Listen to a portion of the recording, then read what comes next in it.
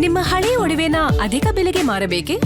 ಅಟಿಕಾಗೆ ಕಾಲ್ ಮಾಡಿ 8803000300. Attica gold company. ಕಾನೂನು ತಲೆಬಾಗಿದ್ದೇವೆ. ಬರೀ ಇದೊಂದು ಇಶ್ಯೂ ಹೇಳಲ್ಲ, ಯಾವ ರೀತಿ ಕಾನೂನಿಗೆ ತಲೆಬಾಗಿ ನಡ್ಕೋತಾ ಇದ್ದೇವೆ. ನಮ್ಮ ಹೃದಯದಲ್ಲಿರ್ತಕ್ಕಂಥ ನೋವು, ನಮ್ಮ ತಂದೆ ಹೃದಯದಲ್ಲಿರ್ತಕ್ಕಂಥ ನೋವು. ಈ ಬಿಡದಿಯ ಪಾದಯಾತ್ರೆ ಶುರು ಆಗ್ತಿದ್ದಂಗೆ ಈ ವಿಷಯವನ್ನು ಡೈವರ್ಟ್ ಮಾಡಲಿಕ್ಕೆ ಏನೇನು ಮಾಡಿದ್ದೀರಿ ಶಿವಕುಮಾರ್? ನನಗೇನು ಗೊತ್ತಿಲ್ಲ ಅಂತ ತಿಳ್ಕೊಂಡಿದ್ದೀರಾ? ಅದು ಎಂಥದೋ ಅವರ PSಗಳು PAಗಳು ಇರ್ತಾರಲ್ಲ, ಒಂದು 500 ರೂಪಾಯಿ ಕೊಟ್ಬಿಟ್ರೆ ಏನು ಬೇಕಾದರೂ ಕೊಡ್ತಾರೆ ಅಂತ ಹೇಳೋದೇನಪ್ಪ ನೀನೆ? ನಿನ್ನ ಹಿಂದೆ ಮುಂದೆ ಇರೋರೇ ನಮ್ಗೆ ಹೇಳೋರು ಅವರೇ, ನೀವೇನೇನು ಮಾಡ್ತೀರಿ ಪ್ರತಿದಿನ ಅಂತ ಹೇಳಿ. ಆ ಅಭಿಮಾನ ಇಟ್ಟಿರೋ ಜನ ಇದ್ದಾರೆ, ದುಡ್ಡುಗಲ್ಲ ಅಭಿಮಾನ ಇಟ್ಟಿರ್ತಕ್ಕಂಥವ್ರು ಇದ್ದಾರೆ. ಹೇಳಿದ್ದೀರಿ ಭ್ರಷ್ಟಾಚಾರ ನಿಲ್ಲಿಸ್ತಾರಂತೆ, ಭ್ರಷ್ಟಾಚಾರ ಮಾಡಿದ್ರೆ. ಇದು ಹೆಂಗಿದೆ ಅಂದರೆ ವಿಶ್ವದಲ್ಲೇ ಅತ್ಯಂತ ಅದ್ಭುತವಾದಂಥ ಒಂದು ಸಂದೇಶ ನಮ್ಮ ರಾಜ್ಯದ ಮುಖ್ಯಮಂತ್ರಿಗಳು ಕೊಟ್ಟಿದ್ದಾರೆ. ಬಹಳ ವಿಷಯ ಇದೆ, ಕಂತೆ ಇದೆ, ಹಸುವಿಗೆ ಹೇಳಲ್ಲ. ಅದು ಎಂಥದೋ ಇದೇನೋ ಹೊಟ್ಟೆ ಊರಿಗೆ, ಅದು ಎಂಥದೋ ಹೊಟ್ಟೆ ಊರಿಗೆ ಮುಖ್ಯಮಂತ್ರಿ ಆಗಿರೋದಕ್ಕೆ. ಅದಕ್ಕೆ ಕುಮಾರಸ್ವಾಮಿ ಮಾಡ್ತಾನೆ, ಅಸೂಯೆ ಪಡ್ತಾನೆ. ಯಾಕಪ್ಪ ಅಸೂಯೆ ಪಡಲಿ? ಒಬ್ಬ ರೈತನ ಮಗ ಕೆಂಪುಕೋಟೆಗೆ ಹೋಗಿ ಬಾವುಟ ಹಾರಿಸ್ತಕ್ಕಂಥ ಶಕ್ತಿ ಕೊಟ್ಟಿರ್ತಕ್ಕಂಥ ಕನ್ನಡ ನಾಡಿನ ಈ ಕನ್ನಡಿಗರೇನಿದ್ದಾರೆ, ಇದ್ಯಾವುದು ನೀವು ಮುಖ್ಯಮಂತ್ರಿ ಆಗಿದ್ದೀರಿ ಅಂತ ಹೇಳಿ ನಾನು ಅಸೂಯೆ ಪಡಲ್ಲ. ಯಾರ್ಯಾರನ್ನು ನೋಡಿಲ್ಲ ನಾವು, ಯಾರ್ಯಾರು ನೋಡಿಲ್ಲ. ಹೌದು, ನರೇಂದ್ರ ಮೋದಿ ಅವರ ಕಾರ್ಯಕ್ರಮದ ಬಗ್ಗೆ ನಾನು ಟೀಕೆ ಮಾಡಿದ್ದೇನೆ. ಹಿಂದೆ ಟೀಕೆ ಮಾಡಿದ್ರೆ ನಿಜ. ನಾನು ಪಾಪ ಇವತ್ತೇನೋ ಪ್ರಶ್ನೆ ಮಾಡೋರೆ. ಅದೆಲ್ಲದಕ್ಕೂ ನಾಡಿದ್ದು ಬಂದು ಸುದೀರ್ಘವಾಗಿ ಬಹುಶಃ ನಮ್ಮ ಮಾಧ್ಯಮದ ಸ್ನೇಹಿತರಿಗೆ ಸ್ವಲ್ಪ ತೊಂದರೆ ಕೊಡ್ತೀನಿ.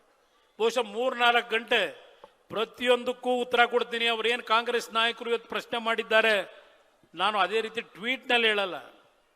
ಪ್ರತಿಯೊಂದು ವಿಷಯವನ್ನ ದಾಖಲೆಗಳನ್ನ ಇಟ್ಟು ನೈಸ್ನಲ್ಲಿ ಏನು ಮಾಡಿದ್ದೀರಿ ಅಕ್ರಮ, ನೀವೇನು ತೀರ್ಮಾನ ತಗೊಂಡ್ರಿ, ದೇವೇಗೌಡರೇನು ತೀರ್ಮಾನ ಮಾಡಿದ್ರು. ಇವತ್ತು ಜನಗಳು ಏನಾಗಿದ್ದಾರೆ, ಜಯಚಂದ್ರದವರು ವರದಿ ಸದನ ಸಮಿತಿ, ಆ ಸದನ ಸಮಿತಿ ವರದಿ ನೋಡಪ್ಪ, ಜಯಚಂದ್ರ ಕೊಟ್ಟಿರೋದನ್ನ.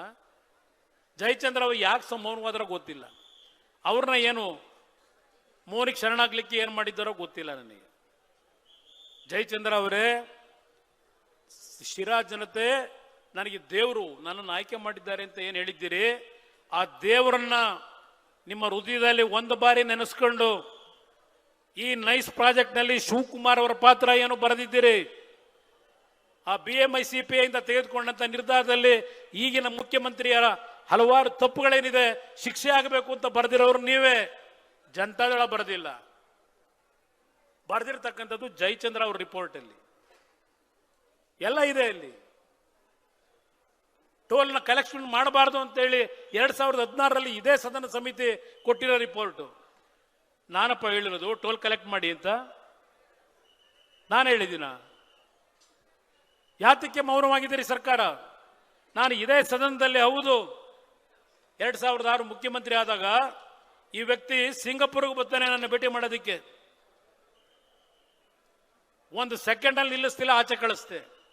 ನಾನಲ್ಲಿ ನೀರಿನ ವ್ಯವಸ್ಥೆ ಸಿಂಗಾಪುರದಲ್ಲಿ ಯಾವ ರೀತಿ ಮಾಡಿದ್ದಾರೆ, ಬೆಂಗಳೂರು ನಗರಕ್ಕೆ ಯಾವ ರೀತಿ ಮಾಡಬೇಕು ಅಂತ ಹೇಳಿ 2006ರಲ್ಲಿ ಕೆಲವು ತೀರ್ಮಾನ ಮಾಡಲಿಕ್ಕೆ ಸಿಂಗಾಪುರ್ಗೆ ಹೋದಾಗ ಇದೇ ಈ ನೈಸ್ ಕಂಪನಿ ಏನೋ ನನ್ನ ಏಕೋಚನದಲ್ಲಿ ಮೊನ್ನೆ ಎಲ್ಲ ಬೈತಿದ್ರು ಅಂತ ಹೇಳ್ತಾ ಇದ್ರು.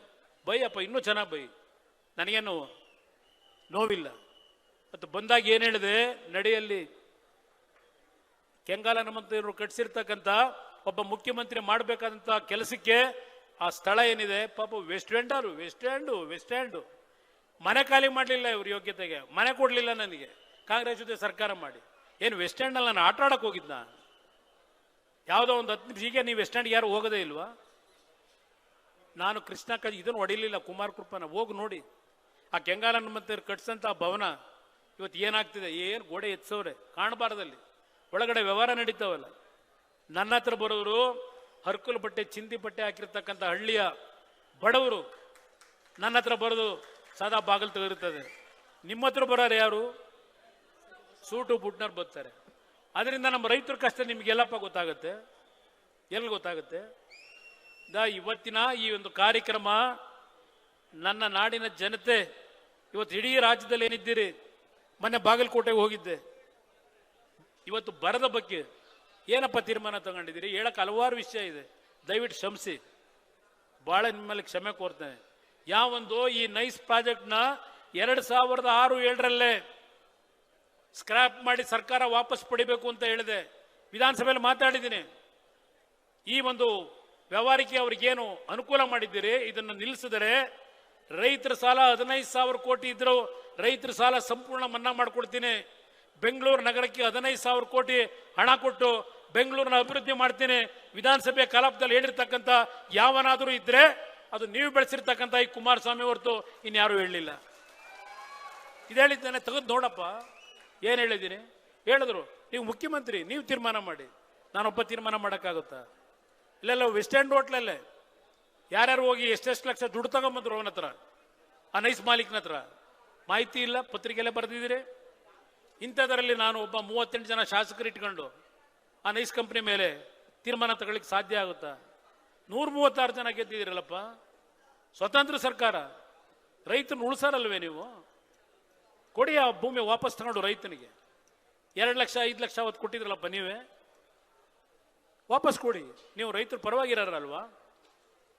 ಒಂದು ಸೈಟ್ ಕೊಟ್ಟಿಲ್ಲ, 4,000 ಅರ್ಜಿ ಇದೇ ಕಾಂಗ್ರೆಸ್ ಸರ್ಕಾರದಲ್ಲಿ 3 ವರ್ಷದಿಂದ ಅಲಿತಾ ಇದ್ದಾರೆ ಅಲ್ಲಿ. ನಾನು ಅದಕ್ಕೆ ಮೊನ್ನೆ ಹೇಳಿದೆ, ಈ ನಾಡಿನ ನನ್ನ ರೈತ ಬಂಧುಗಳು, ನಮ್ಮ ಯುವಕರು ಯಾವ ದೆಹಲಿ ಒಳಗೆ ಏನೋ ನಡೀತಲ್ಲ ಪ್ರತಿಭಟನೆ, ಇವತ್ತು ಪ್ರತಿಭಟನೆ ಈ ಕರ್ನಾಟಕ ರಾಜ್ಯದಲ್ಲಿ ಆಗಬೇಕು. ಇವತ್ತು ಈ ವೇದಿಕೆ ಮುಖಾಂತರ ನನ್ನ ರೈತರ ನೋವೇನಿದೆ ಆ ನೋವಿನ ಅರಿತು ಈ ರಾಜ್ಯದ ಜನತೆ ಈ ಸರ್ಕಾರದ ವಿರುದ್ಧ ದೆಹಲಿನಲ್ಲಿ ಏನು ನಡೀತು ಮೊನ್ನೆ, ಅದರ 10ರಷ್ಟು ದೊಡ್ಡ ಮಟ್ಟದಲ್ಲಿ ಇಲ್ಲಿ ಪ್ರಾರಂಭ ಆಗಬೇಕು. ಅದಕ್ಕೆ ಇವತ್ತು ವೇದಿಕೆ ಸಿದ್ಧ ಮಾಡಿದ್ದೀರಿ. ಈ ಒಂದು ಭಾಗದಲ್ಲಿ ಈ ಕಾರ್ಯಕ್ರಮವನ್ನು ಮಾಡೋದ್ರ ಮುಖಾಂತರ ನಿಮ್ಮ ಜೊತೆಯಲ್ಲಿದ್ದೇವೆ. ಬಹಳ ಮಾತನಾಡಿದ್ದೇನೆ. ಕಾಂಗ್ರೆಸ್ನ ನಾಯಕರಿಗೆ ಯಾವ ಪುಡುಗೋಸಿಗಳ ಹತ್ರ ಬರ್ಸೋದನ್ನು ನಿಲ್ಲಿಸಿ, ಧೈರ್ಯ ಇದ್ರೆ ನೇರವಾಗಿ ಬನ್ನಿ ಚರ್ಚೆಗೆ. ತಯಾರಾಗಿದ್ದೇನೆ. ಅವನ ಕೈಲ ಕೂತ್ಕೊಂಡು ಬರ್ಸೋದಲ್ಲ. ಏನನ್ನಾಗಿದೆ ಸತ್ಯಾಂಶ ನಾನು ನೋಡಬೇಕಾಗಿಲ್ಲ, ದಾಖಲೆನ ತಲೆಯಲ್ಲಿ ಇಟ್ಕೊಂಡಿದ್ದೇನೆ. ಪ್ರತಿಯೊಂದು ಬೇಕಾದ್ರೆ ಹೇಳ್ತೀನಿ, ಎಕ್ಸ್ಪ್ಲೈನ್ ಮಾಡ್ತೀನಿ, ಯಾವ ಡೇಟ್ ಸಮೇತ ಹೇಳ್ತೀನಿ. ನೋಡಿದೆ, ಅದನ್ನು ನೋಡಿ ನನಗೆ ಆಕ್ರೋಶ ಬಂತು. ಇವತ್ತು ಇನ್ನು ಒಳ್ಳೆ ಕೆಲಸ ಮಾಡಿದ್ರೆ ನಮ್ಮ ಬೆಂಬಲ ಇದೆಯಪ್ಪ. ನಾಡಿನ ಜನತೆಗೆ ಹೇಳ್ತೀನಿ, ಈ ನಾಡಿನಲ್ಲಿ ರೈತರು ಇವತ್ತು ಕಂಗಾಲಾಗಿದ್ದಾರೆ. ಬೆಳೆ ವಿಮೆ ದುಡ್ಡಿಲ್ಲ, ಕುಡಿಯೋ ನೀರಿಲ್ಲ. ಪಾಪ ಜಲಾಶಯದಿಂದ ತಮಿಳುನಾಡಿಗೆ ನೀರು ಬಿಡ್ತಾರೆ. ನಮ್ಮ ಜನಕ್ಕೆ ಹೇಳ್ತಾರೆ, ನೀವು ಬೆಳೆ ಹಾಕ್ಬೇಡಿ, ನಿಮಗೆ ಕೆರೆ ತುಂಬಿಸ್ತೀವಿ, ನಿಮಗೆ ಕುಡಿಯಕ್ಕೆ ನೀರು ಕೊಡ್ತೀವಿ. ತಮಿಳುನಾಡಲ್ಲಿ 3 ಬೆಳೆ ಬೆಳೆಯಕ್ಕೆ ಅಲ್ಲಿಗೆ ನೀರು ಕೊಡ್ತಾರೆ.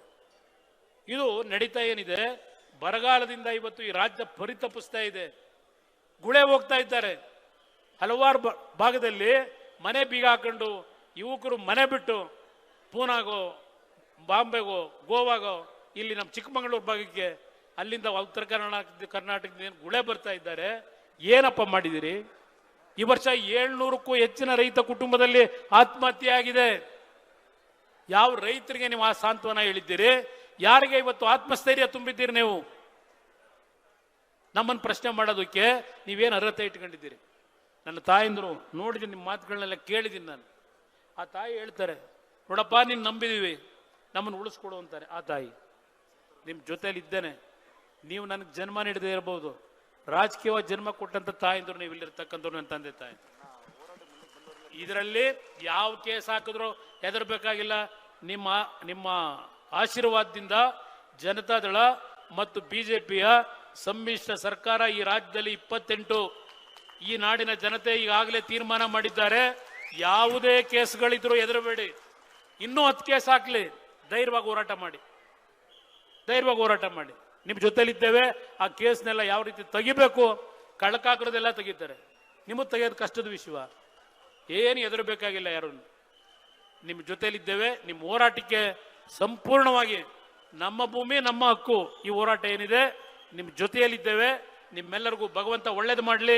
ನಿಮ್ಮೆಲ್ಲರಿಗೂ ನಾನು ವಂದನೆಗಳನ್ನು ಸಲ್ಲಿಸಿ ದಯವಿಟ್ಟು ಕ್ಷಮಾಪಣೆ ಕೋರಿ ಅರ್ಜೆಂಟ್ ನಾನು ಹೋಗಬೇಕಾಗಿರೋದ್ರಿಂದ ಹೊರಟಿದ್ದೇನೆ. ನಿಮ್ಮ ಜೊತೆಯಲ್ಲಿದ್ದೇನೆ. ನಿಮ್ಮ ಕುಟುಂಬದ ಮಗ ಅನ್ನೋದನ್ನ ತಾವು ಮರಿಬೇಡಿ ಅಂತಕ್ಕಂಥ ಹೇಳಿ ನಿಮ್ಗೆ ನಮಸ್ಕರಿಸಿ ನಾನು ಮಾತು ಮುಗಿಸ್ತೇನೆ.